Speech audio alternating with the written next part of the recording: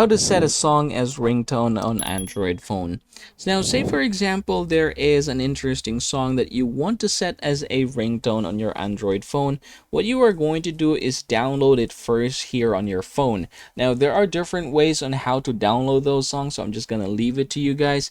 Now, say for example, you have downloaded it. What you're going to do is head over to settings, and then we're going to look for sounds and vibration. So once you open the sounds, what you're going to do is scroll down and look for the phone ringtone. So here, for example, sim 1, I've set it to this particular song right here, and then sim 2, this is for this particular song.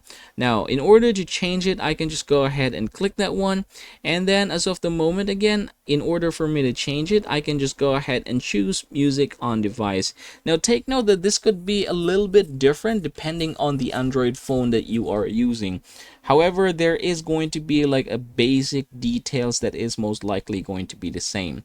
So go ahead and try to find yours, and then from here I can go ahead and basically select from a number of songs that I have from my phone. So let's go ahead and try to choose, okay, this particular song right here. I can go ahead and click that one and then close this, and then as you can see, my ringtone right now is chosen. So that is how it is.